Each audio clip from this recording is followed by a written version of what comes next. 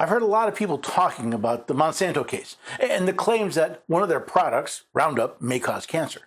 However, the case before the Supreme Court was much more unique, involving states' rights, intrastate commerce, and the limits of federal law and regulation. So we'll take a look at this case next on the Constitution Study.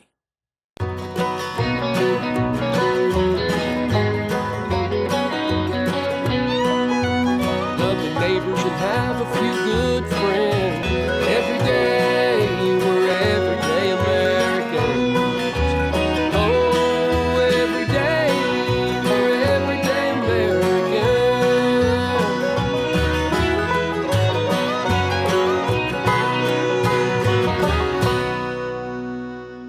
Hello there, everyday Americans. Paul Engel here with the Constitution Study, where we read and study the Constitution.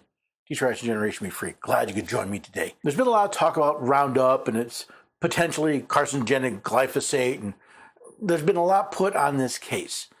But when I got into the case, I found it was less about the Roundup and more about the powers of the states. This really is an important case that we're going to be looking at. Now, if you want to follow along, well, head to the website, constitutionstudy.com, find this article. You can find all my quotes and the links to my sources and follow along. Now, I'll talk more about the website and what you can do there at the end of the episode. But for now, let's take a look at this case involving Monsanto and Mr. Durnell.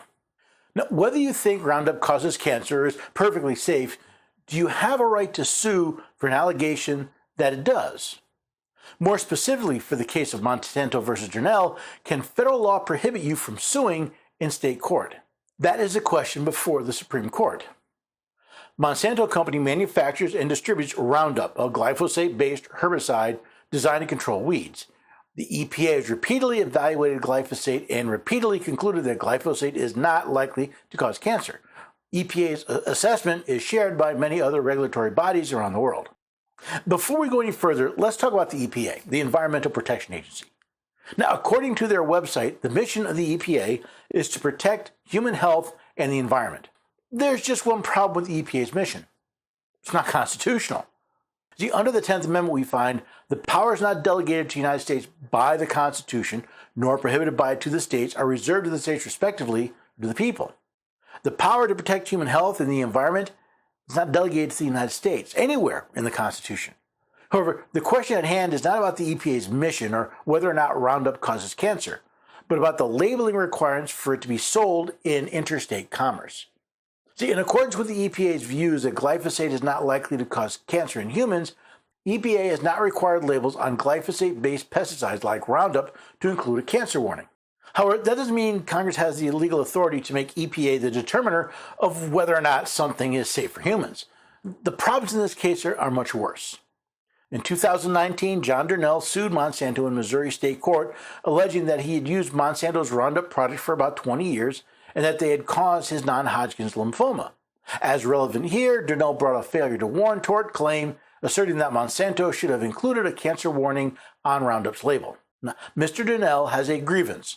He thinks that his non-Hodgkin's lymphoma was caused by his 20-year use of Roundup.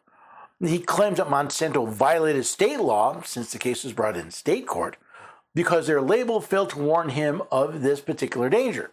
Now, whether or not he has evidence to prove his case is not the issue here. Rather, it's whether or not he gets his day in court. A jury agreed and awarded Durnell more than $1 million on the failure to warn theory. On appeal, the Missouri Court of Appeals affirmed. So both a Missouri jury and the Missouri Court of Appeals agreed that Mr. Durnell did have a legitimate grievance and that his redress should be $1 million. Even the Federal Appeals Court agreed. The Court of Appeals rejected Monsanto's argument that the Federal Insecticide, Fungicide, and Rodenticide Act expressly preempted Durnell's failure to warn claim. The court granted certiorari. See, until SCOTUS, every court agreed that Mr. Durnell had a legitimate grievance. However, the Supreme Court would disagree. Now, what is the Federal Insecticide, Fungicide, and Rodenticide Act, or FIFRA? See, it's Title VII, Section 1336 of the United States Code, and it claims to regulate insecticides, environmental pest control. Remember, nothing in the Constitution delegates the United States the authority to regulate insecticides and environmental pest control. Congress can regulate interstate commerce, but only interstate commerce, not commerce within a state. But that didn't stop Congress from falsely claiming supremacy. FIFRA's preemption clause, entitled Uniformity, provides that a state shall not impose or continue to in effect any requirement for labeling or packaging in addition to or different from those required under this subchapter. FIFRA therefore preempts a state law labeling requirement that differs from the federal labeling requirements imposed by FIFRA.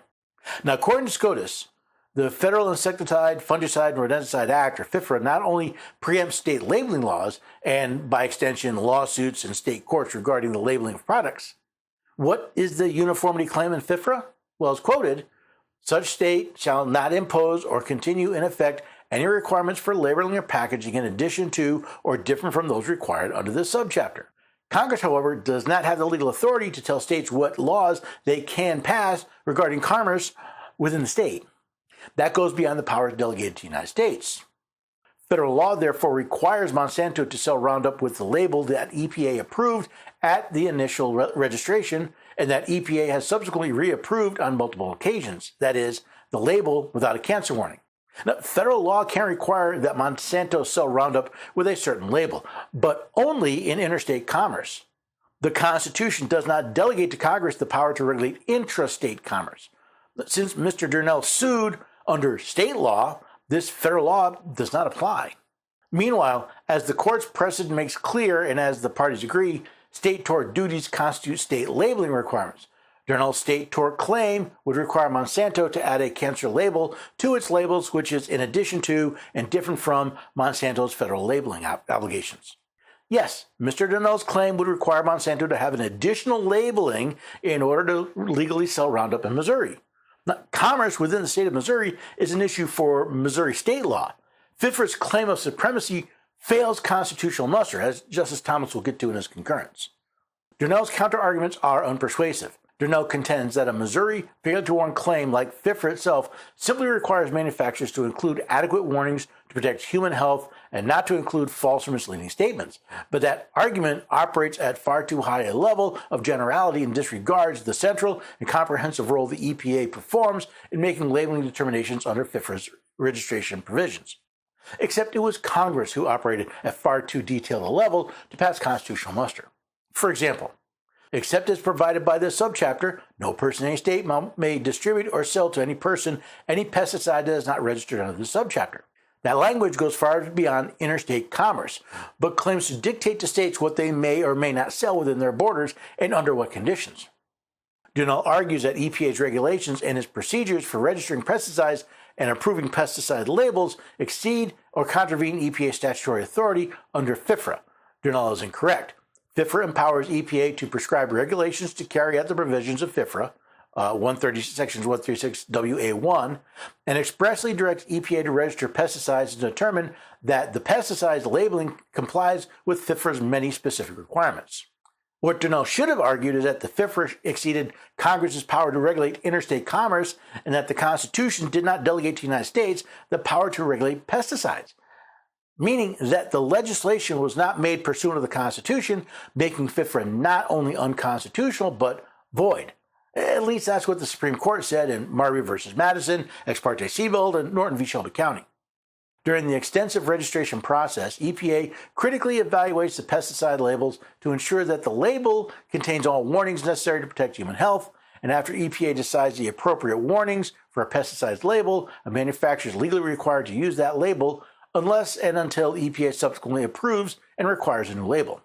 Isn't the question of EPA's evolution of the pesticide label part of the question? The EPA claimed that all warnings necessary to protect human health were on the label, yet multiple studies seem to show at least the possibility, if not outright claim, that glyphosate exposure causes cancer. Since no one delegated to Congress the authority to anoint an executive agency with the power to determine what is and is not safe, they had no authority to supersede the state's rights to regulate commerce within their borders. Now, while Justice Thomas concurred with the majority opinion, he also pointed out some serious deficiencies in FIFRA. I agree with the court's interpretation of the Federal Insecticide, Fungicide, and Rodenticide Act and its application of our preemption precedents. I therefore join its opinion in full. I write separately to call attention to some of the underlying constitutional infirmities in the Act. What could these underlying constitutional infirmities be? First, the Act likely exceeds Congress's authority under the Commerce Clause, which authorizes Congress to regulate commerce among the several states. It's Article 1, Section 8, Clause 3. I think the phrase likely exceeds is a tremendous understatement. FIFRA blatantly exceeds Congress's power under the Commerce Clause. This power allows Congress to regulate selling, buying, and bartering across state lines. That's from United States v. Lopez. It does not allow Congress to regulate agriculture or manufacturing activities entirely separate from commerce. I wish Justice Thomas would remember that the next time some USDA, Department of Labor, or EPA regulation is before the court. The Act is a comprehensive regulatory statute that appears to regulate more than the Commerce Clause allows. As this court has acknowledged, the Act regulates the use as well as the sale of pesticides and regulates pesticides produced and sold in intrastate commerce. The Act, along with other things, requires pesticide manufacturers to register their pesticides with the Environmental Protection Agency, submit information about them, and use EPA-approved labels before selling the pesticide anywhere. A manufacturer that does not use the approved label may be subject to civil and criminal penalties, regardless of whether the goods are sold in interstate commerce. And the Act goes even further, making it illegal for consumers to use registered pesticides in ways inconsistent with their label. The Act thereby purports to regulate how an individual who owns pesticide products such as Roundup can use those products even if he bought them at a locally owned store down the street, and even if he seeks to use them in his own backyard. Accordingly, the Act is likely unconstitutional in many applications. But this isn't the only constitutional issue Justice Thomas found in FIFRA. Second, the Act raises questions about Congress's ability to delegate core legislative power to the EPA. As the court explains, Congress granted the EPA the authority to issue regulations for carrying out the Act. The EPA has thereby issued extensive regulations dictating what must appear on a pesticide label. Through these label regulations, the EPA exercises immense power over private businesses and individuals. Violating certain regulations is a federal offense. The EPA thus appears to make substantive rules punishable with fines or imprisonment a core legislative power that cannot be delegated. Justice Thomas' statement holds true not just for FIFRA and the EPA, but for every federal agency where Congress has claimed to delegate rulemaking power. Now, Article 1, Section 1 delegates all lawmaking power to Congress, not the executive branch or even federal courts. Therefore, no entity but Congress can create anything with the power of federal law, at least if we're following the supreme law of the land. Now, Justice Thomas's third point is also very important.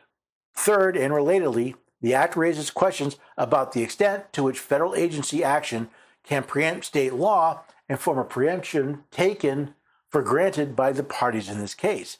The Supremacy Clause makes this Constitution and the laws of the United States which shall be made in pursuance thereof, and all treaties, the supreme law of the land.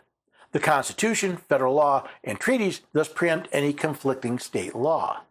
I wonder why Justice Thomas left out part of the Supremacy Clause, specifically in all treaties made or which shall be made under the authority of the United States. See, not all treaties are the supreme law of the land. Only those that are made under the legitimate authority of the United States. In other words, the United States cannot violate the Constitution by treaty. Now, Justice Thomas appears to skip over that fact that only laws of the United States which shall be made in pursuance thereof of the Constitution are the supreme law of the land. Therefore, since Congress claims power is not delegated to it by the Constitution and FIFRA, it's not the supreme law of the land. Justice Thomas does make an interesting point, though. Federal rules and regulations are not part of the supreme law of the land. Administrative actions appear difficult to fit under the Supremacy Clause. Agency actions are not the Constitution, nor is it a treaty, and laws are made by Congress and the President through the bicameral and presentment clauses. So if agency actions qualified as supreme law, then it arguably violates the Constitution's separation of powers. On the other hand, if agencies cannot make law, their actions seem to fall beyond the Supremacy Clause purview and cannot preempt state law. A nicely laid pincer move on FIFRA. If an agency's rules are law, it violates the separation of powers. And if an agency's rules are not law, they're not supreme. I do have to ask Justice Thomas that if the Act is so unconstitutional, why do you concur that its illegal mandate should prevail?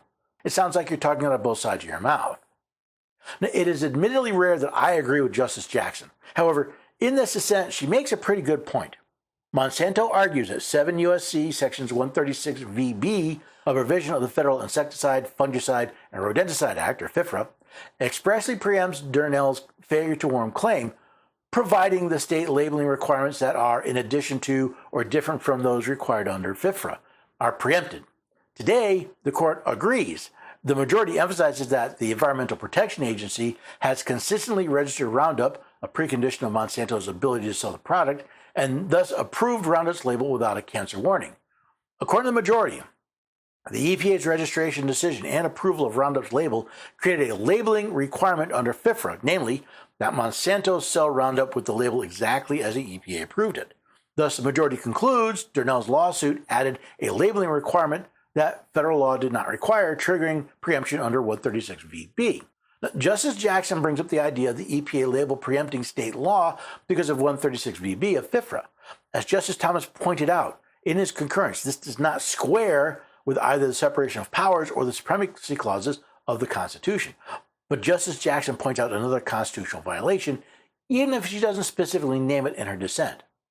In so holding, the court departs from the near unanimous view of many state and federal courts that have rejected this preemption argument.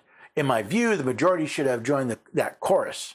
Durnell's fair to warn claim is not in addition to or different from FIFRA's mandate. It is equivalent to FIFRA's key labeling requirement, the misbranding prohibition. And Durnell's claim does not conflict with any other FIFRA requirement for the 136VB purposes because the EPA's registration of a pesticide and approval of its label does not create a labeling requirement under FIFRA. Now, Justice Jackson focused on whether or not a state's law conflicts with, rather than augments, FIFRA's labeling requirements. The point she missed is that by prohibiting Mr. Durnell's lawsuit, the court violates the petition clause of the First Amendment, which reads, Congress shall make no law abridging the right of the people to petition the government for a redress of grievance. What was the court's conclusion in this case? Well, they held FIFRA expressly preempts Durnell's state law failure to warn claim because the claim would require Monsanto to add a cancer warning to Roundup's label. The court ignored the 10th Amendment, separation of powers, supremacy clause, and even the petition clause to claim that the federal government has the power to order states to accept their labeling for products sold within their states.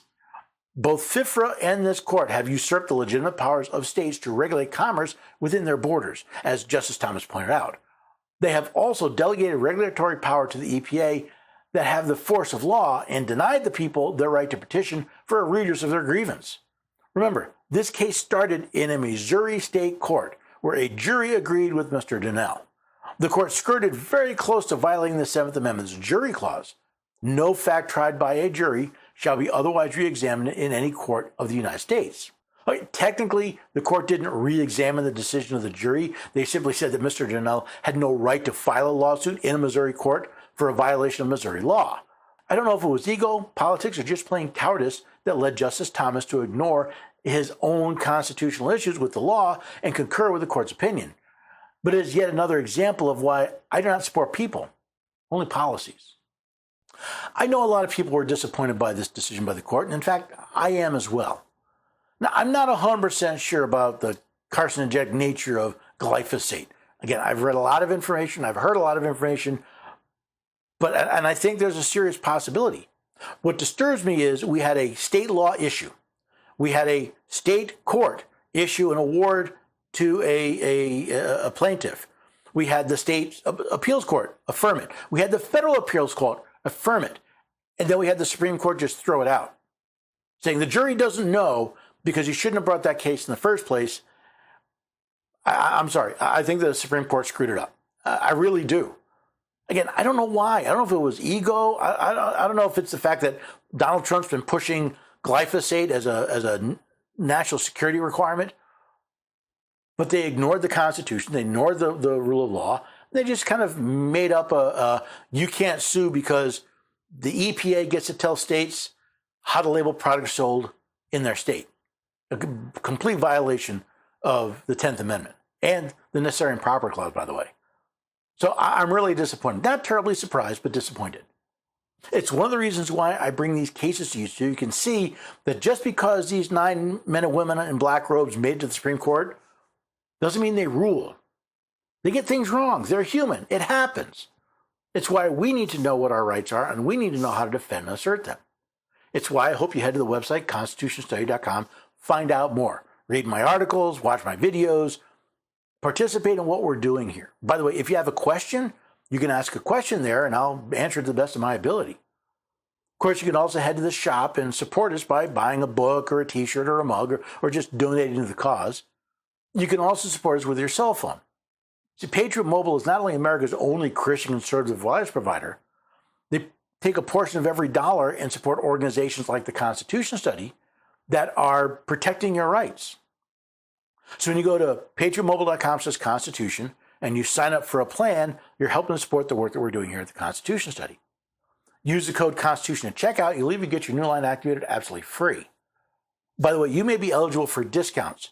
Families with multiple lines, veterans, first responders, all get discounts, but only if you go to patriotmobile.com/Constitution, find a plan and a discount that works for you. Don't forget that code Constitution at checkout to get free activation. Now, I hope you enjoyed this case. I've got more coming. The court just finished up their terms. There's a lot of cases for me to cover. If you have some ideas or suggestions, head to the website, constitutionstudy.com/questions and ask, or email me at questions@constitutionstudy.com. Most of all, I hope you come back and join us here when we get together the next time for the Constitution Study. Love